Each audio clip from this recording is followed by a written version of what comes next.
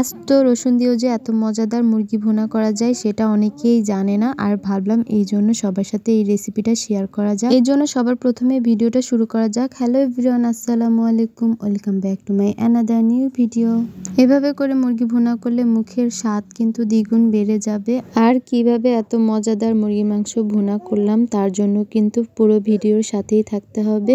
আর আজকে আমি সোনালী মুরগি দিয়ে এই রান্নাটা করব। এই জন্য এখানে আমি যে সকল উপকরণগুলো ব্যবহার করব সবকিছু একবার করে দেখিয়ে দিব। 2টা লবঙ্গ, 2-3টা দারচিনি আর 2-3 টুকরো তেজপাতা নিয়েছি। সাথে নিয়েছি হাফ কাপ পরিমাণ টমেটো কুচি, 2টা কাঁচামরিচ, 3টা বড় বড় সাইজের আস্ত রসুন আর 1 কাপ পরিমাণ পেঁয়াজ কুচি নিয়েছি। মুরগির পরিমাণটা আর বললাম না, মুরগি আপনারা যে যার মতো করে নিয়ে নিতে পারবেন। আজকে যেহেতু আমি সোনালী মুরগি ভুনা করব সেজন্য অফ ক্যামেরায় মুরগিকে ভালো করে টুকরো করে কেটে ধুয়ে পরিষ্কার করে নিয়েছিলাম।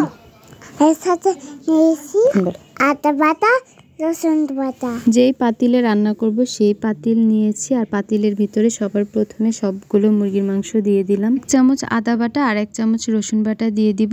আদা বাটা রসুন বাটা আমি একসাথে ব্লেন্ড করে নিয়েছিলাম। হাতে মাখিয়ে মুরগি ভুনা করব আজকে, তার জন্য সবগুলো মশলা আগে দিয়ে তারপর ম্যারিনেশন করে কিন্তু চুলায় বসাবো।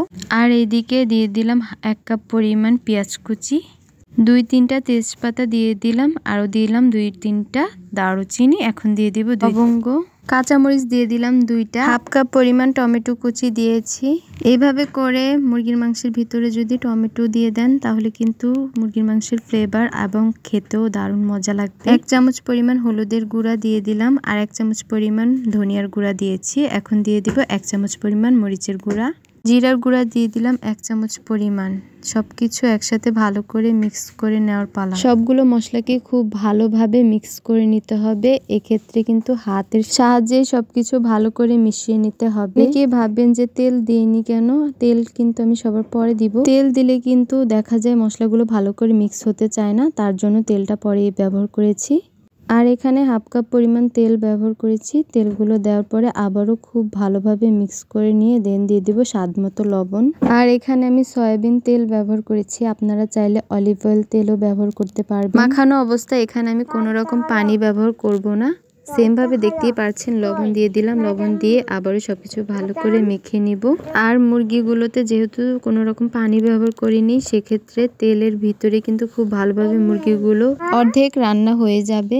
মুরগিগুলো খুব ভালোভাবে মিক্স করা হয়ে গিয়েছে। এখন চুলায় বসিয়ে ঢাকনা দিয়ে ঢেকে রেখে দিব 5 মিনিটের মতো। 5 মিনিট পর ঢাকনাটা সরিয়ে দেখলাম যে মুরগির মাংস থেকে কিন্তু তেলটা উপরে ভেসে উঠেছে। এখন আবার নাড়াচাড়া দিয়ে ঢাকনা দিয়ে ঢেকে রেখে দিব। এভাবে করে আরো একবার নাড়াচাড়া দিয়ে ঢাকনা দিয়ে ঢেকে রেখে দিয়েছিলাম। পরে ঢাকনাটা সরিয়ে পানি দিয়ে দিলাম। যে কোনো খাবারকে আরো বেশি মজাদার করার জন্য কিন্তু আপনাদেরকে আমি একটা টিপস দিতে পারি। এখানে কিন্তু আমি ফুটন্ত গরম পানির ঝোল হিসেবে দিয়েছি। নর্মাল পানি কিন্তু ঝোলে ব্যবহার করলে তখন কিন্তু খাবারের তেমন একটা স্বাদ পাওয়া যায় না। আর যদি এভাবে করে ফুটন্ত গরম পানি দিয়ে দিতে পারেন তাহলে কিন্তু দেখবেন ঝোলটা অন্যরকম টেস্ট পাবেন। এরপর এখানে 2 কাপ পরিমাণ ফুটন্ত গরম পানি দিয়েছিলাম। তারপর দিয়ে দিলাম একটা একটা করে যেই 3টা আমি আস্ত রসুন রেখেছিলাম রসুনগুলো দেওয়ার পর নাড়াচাড়া দিয়ে রসুনগুলো ভালো করে ঝোলের সাথে মিক্স করে একেবারে রান্নার জন্য রেখে দিব আধা ঘন্টার জন্য।